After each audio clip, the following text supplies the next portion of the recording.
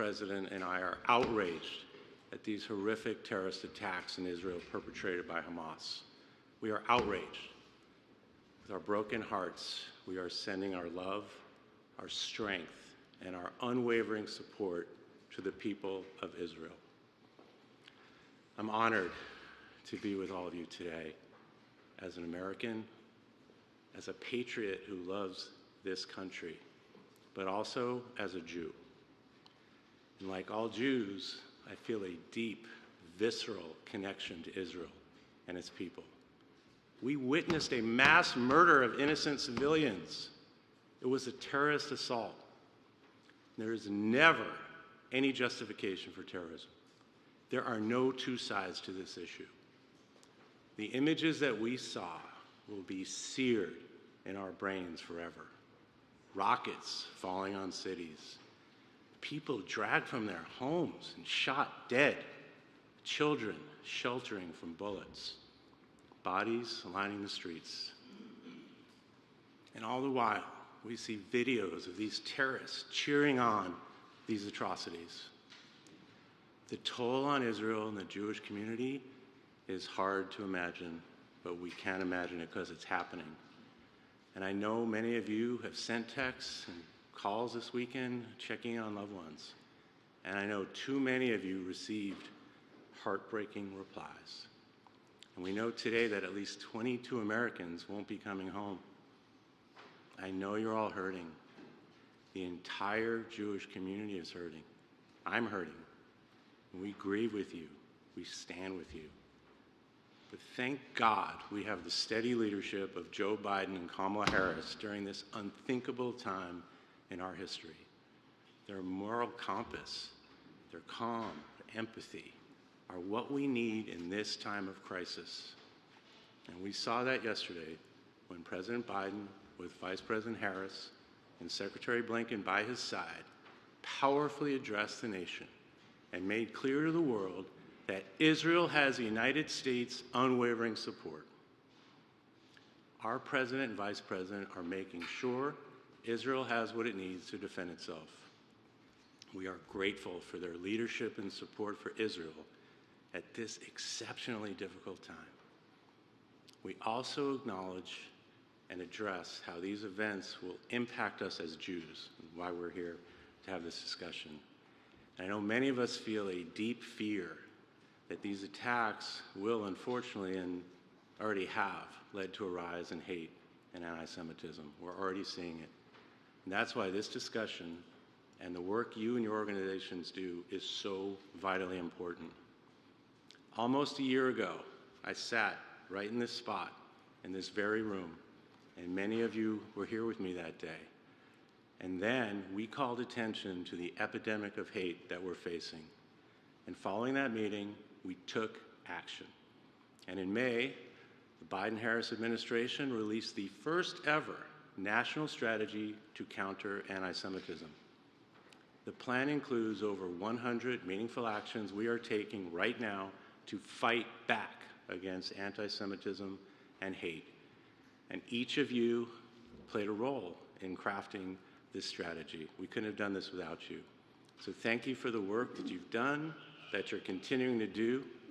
And as we're going to discuss later, myself and the Biden-Harris administration officials are working with federal, state, and local leaders to implement this plan across the country.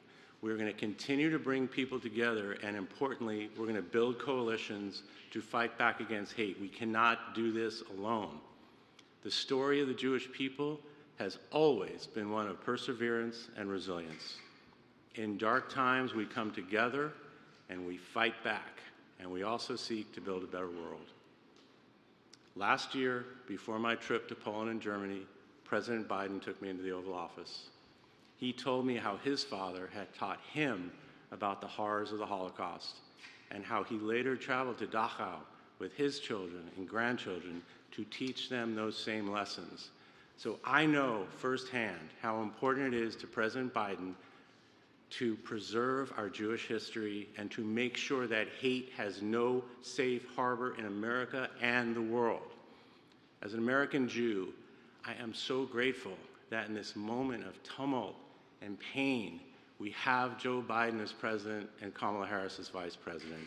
It is now my honor to introduce a true advocate for the Jewish community. Please join me in welcoming President Joe Biden.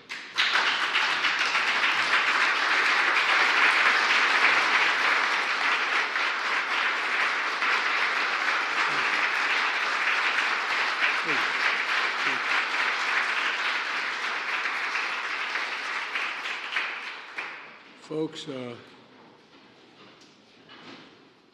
came first of all to say thank you. Thank you to all of you in this room.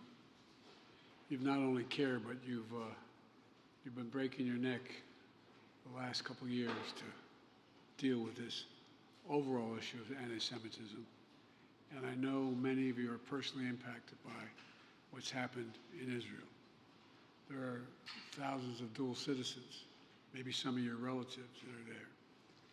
And Doug, I want to thank you for all the work you've done on behalf of our administration to combat anti-Semitism.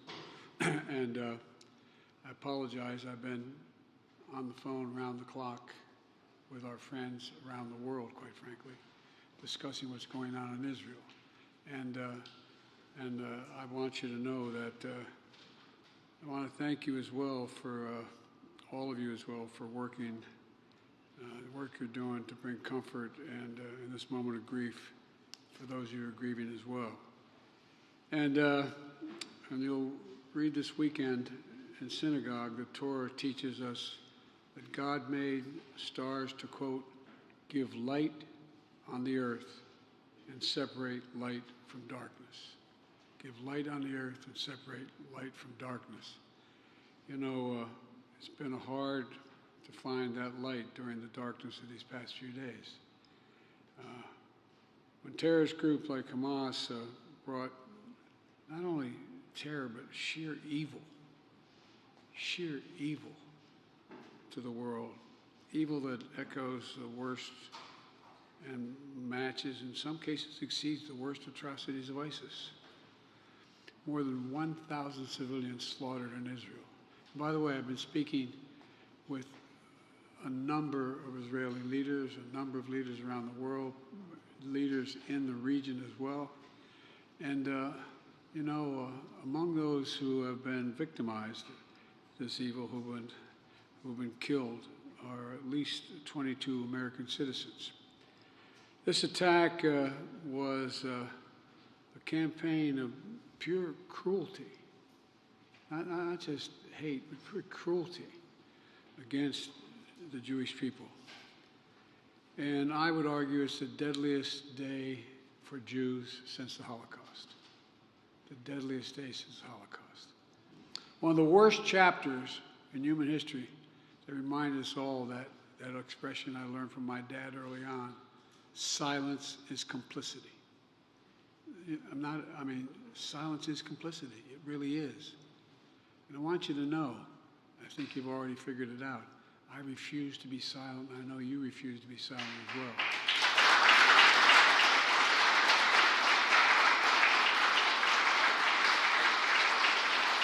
And you all, I know you're here with my senior staff, you all represent a voice that America has to hear. America can't be silent. You know, we not only reject terrorism, but it goes beyond that. It goes beyond rejecting terrorism. You know, I spoke with Prime Minister Netanyahu for I don't know how many times, but again this morning. And already we're surging additional military assistance to the Israeli Defense Force, including ammunition, interceptors to replenish the Iron Dome, and we've moved the U.S. carrier fleet to the Eastern Mediterranean, and we're sending more fighter jets there in that region, and made it clear to the Iranians, be careful. We want to make it real clear. We're working on every aspect of the hostage crisis in Israel, including deploying experts to advise and assist with recovery efforts. Now, the press are going to shout to me, and many of you are, that, you know, what are you doing to get these folks home? If I told you, I wouldn't be able to get them home. Folks, there's a lot we're doing. A lot we're doing. I have not given up hope on bringing these folks home.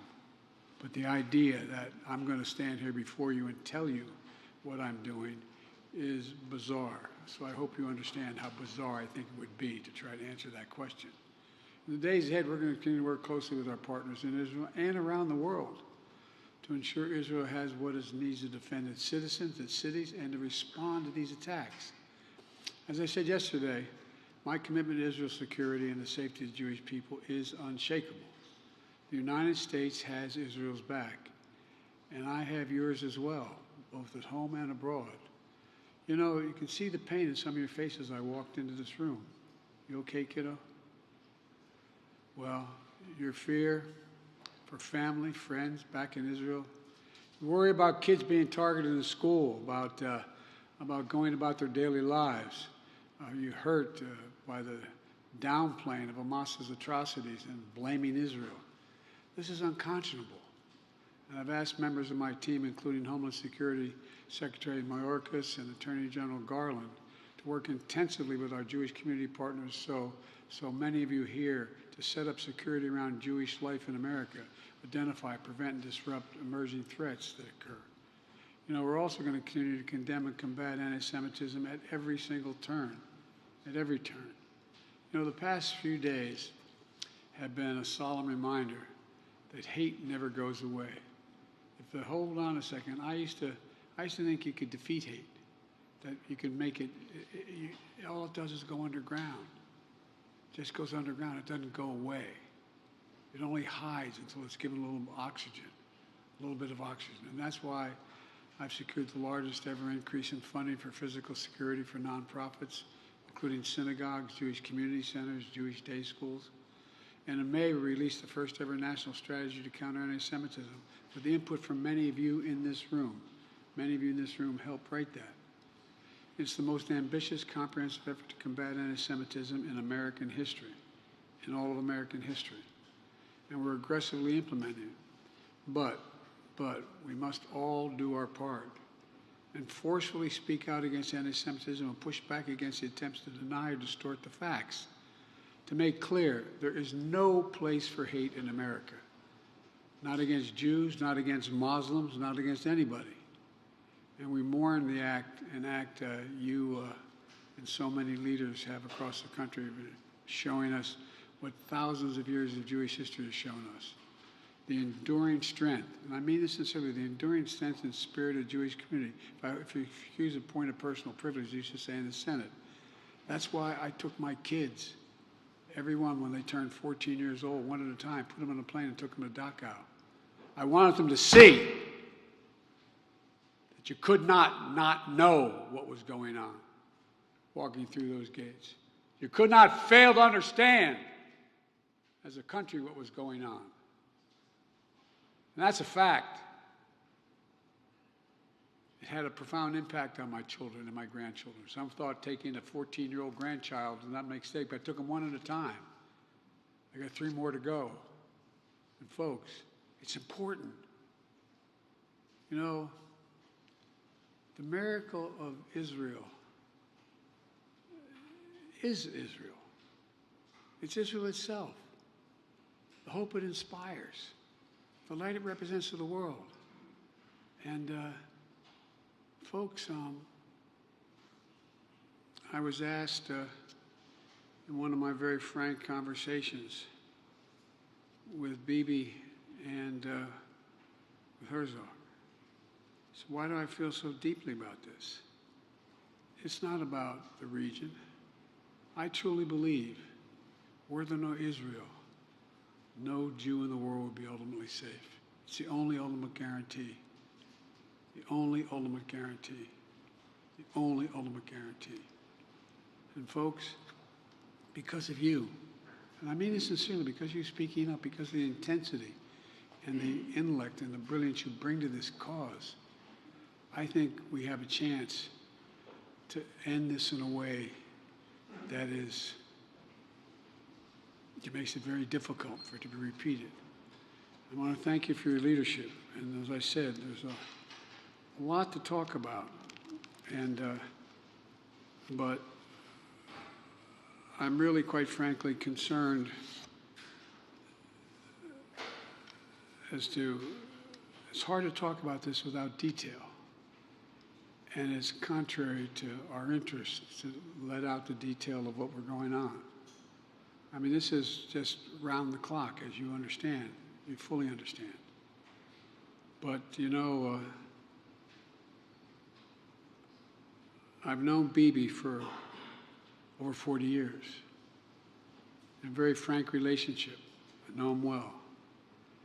And the one thing that I did say, that it is really important that Israel, with all the anger, frustration, and just, I don't know how to explain it, that exists, is that they operate by the rules of war. The rules of war. And there are rules of war. And I believe Israel is doing everything in its power to pull the country together, stay on the same page, and we're going to do everything in our power to make sure Israel succeed, and God willing, to bring home those Americans who are in harm's way. I'm going to let you all have the private conversation you've been having, which you should continue to have, but it just came to basically, I really mean it from the bottom of my heart. I give you my word as a Biden. Thank you. Thank you for the intensity of your support. It matters. It matters that Americans see what's happening. I mean, I've been doing this a long time. I never really thought that I would see and have confirmed pictures of terrorists beheading children. I never thought I'd ever, anyway, but there are countries in the region that are trying to be of some help, including Arab nations that are trying to be of some help. So, anyway. Mr. President, where do you draw strength in these troubling times? From my faith. From my faith. My faith that at the core of every human being is a spark of humanity and decency. It's got to be touched. It's got to be spoken to. That's what you do. That's why you're here. It's not about, you know, revenge. It's about decency. Just basically decent. Just basic decency. Treating people with a sense of, I don't know quite how to say it, but I know we can overcome this. I know we can overcome this. Look, I don't know anything about the kind of loss it's talking about, but I know a little bit like to feel loss, lose people you adore, get a phone call saying they're gone. I get that part. Not the same, but I get the part. And what I've learned is that as we persevere, we can grow. And the day will come when the memory of that person or those persons bring a smile to your lips before it brings a tear to your eye. It will happen. It will happen. But God, it takes a long time sometimes. And when it's born out of something that has been anything from a mistake to a vicious, vicious intent, you know, it varies in degrees. I'm not saying I know the same. But I just, look, I mean,